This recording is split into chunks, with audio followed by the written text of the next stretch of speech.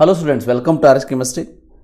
So ಗೊತ್ತಿರಲಿ, ಈ ವರ್ಷ ಫಸ್ಟ್ ರ್ಯಾಂಕ್ ಬಂದಂತಹ ವಿದ್ಯಾರ್ಥಿಯ ಟೋಟಲ್ ಮಾರ್ಕ್ಸ್ 175.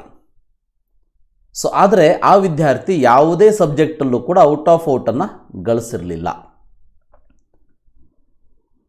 ಸೊ ಬಟ್ ಈ ವರ್ಷ ಔಟ್ ಆಫ್ ಔಟ್ ಫಿಸಿಕ್ಸಲ್ಲಿ ಒಬ್ಬ ಸ್ಟೂಡೆಂಟ್, ಕೆಮಿಸ್ಟ್ರಿಯಲ್ಲಿ 2, ಗಣಿತದಲ್ಲಿ 3, ಅಂದರೆ ಬಯಾಲಜಿಯಲ್ಲಿ 612 ಜನ ಔಟ್ ಆಫ್ ಔಟನ್ನು ಗಳಿಸಿದ್ದಾರೆ.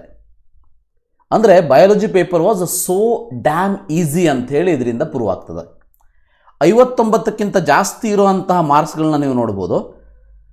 ಕೆಮಿಸ್ಟ್ರಿಯಲ್ಲಿ 2, 59 ಅದಕ್ಕಿಂತ ಜಾಸ್ತಿ ಇರೋದು. Chemistry 5, physics 2, maths 11, so biology 1280. ಹಾಗೆ ನೋಡಿದರೆ 55ಕ್ಕಿಂತ ಜಾಸ್ತಿ ತೆಗೆದಂತಹ ವಿದ್ಯಾರ್ಥಿಗಳ ಸಂಖ್ಯೆ ಫಿಸಿಕ್ಸಲ್ಲಿ 85 ವಿದ್ಯಾರ್ಥಿಗಳಿದ್ದಾರೆ, ರಸಾಯನಶಾಸ್ತ್ರದಲ್ಲಿ 220 ವಿದ್ಯಾರ್ಥಿಗಳಿದ್ದಾರೆ ಟೋಟಲ್ ಆಗಿ, ಗಣಿತದಲ್ಲಿ 133 ವಿದ್ಯಾರ್ಥಿಗಳಿದ್ದಾರೆ 55 ಮತ್ತು ಅದಕ್ಕಿಂತ ಜಾಸ್ತಿ ತೆಗೆದವರಲ್ಲಿ. ಬಯಾಲಜಿಯಲ್ಲಿ ನೋಡಿ ಡಿಫ್ರೆನ್ಸ್ ನೋಡಿ, 9940 ಜನ ವಿದ್ಯಾರ್ಥಿಗಳಿದ್ದಾರೆ.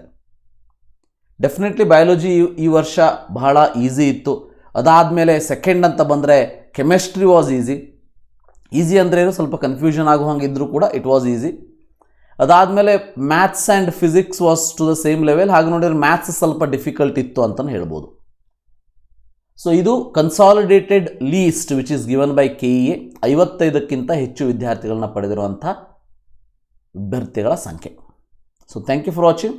Have a nice day.